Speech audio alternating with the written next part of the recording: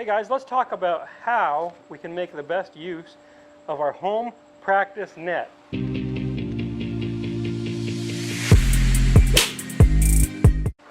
Here I have my practice net set up. This is a Rukket net. Pretty awesome net, one that I really enjoy hitting into. And I've got a nice mat that I hit off of as well. Now, I want to talk about a few things I see in online lessons, because at this point we give lots of online lessons to members of our academy and other members, and I see some commonalities in their setup of their nets that is causing some issues. The first issue I see is their net is not set up correctly. So they set the mat so that the mat is centered up to the net, kind of like that. Now, when I set up to this golf ball, my target is behind me. And if I hit a good shot, the ball is going to hit out into the right side of the net.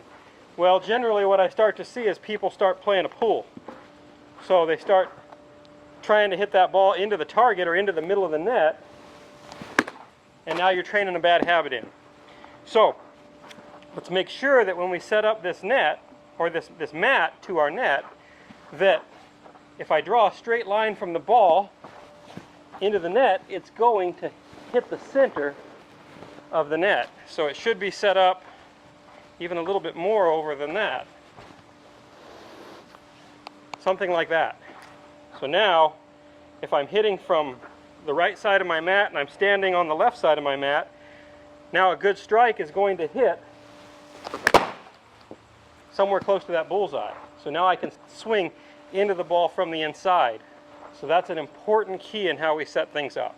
If we're going to err on one side or the other, I'd rather see the net too far to the inside so that you practice starting the ball more to the right, hitting a push, because that's my preference would be for you to practice starting the ball right of your body alignment, because most of you are coming over it.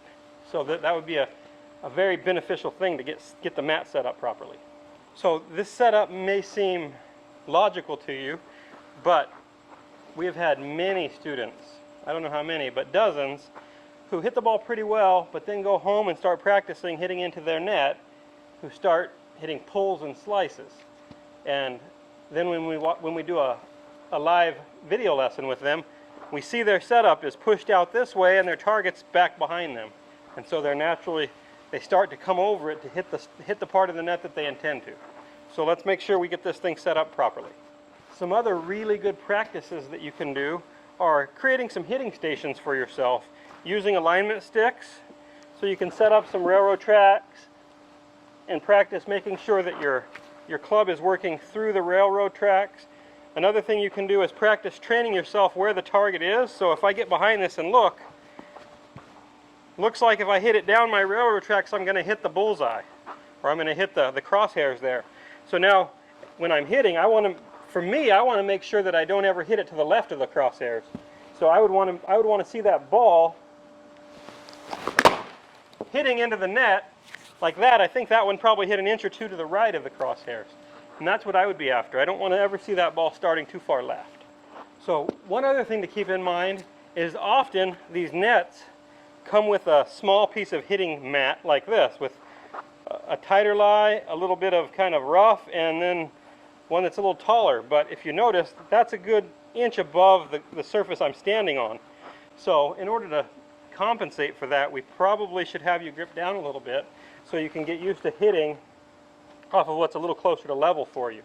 If you practice hitting off that lie that's a little higher, it's almost like playing a ball above your feet all the time. So you're going to tend to want to hit the ball to the left out of there.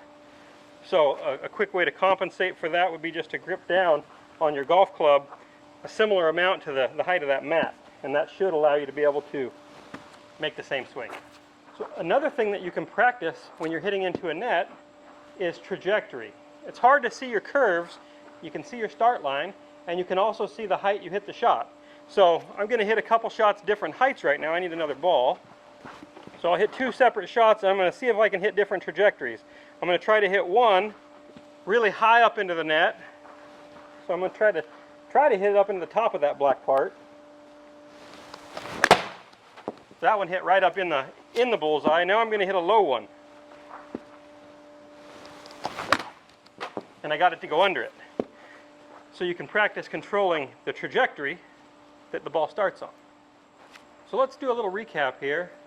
So number one, let's make sure we get our mat set up properly relative to our net. Once we've been able to do that, then let's really work on controlling the trajectory of our shots and the initial start line.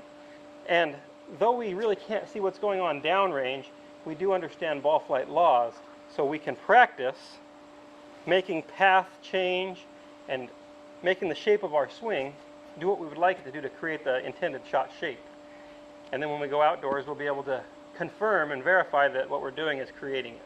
So again, at-home practice can be the best practice if you do it right. If you don't, it could be detrimental. So let's make sure we get things set up properly so that you can make the most of your at-home practice.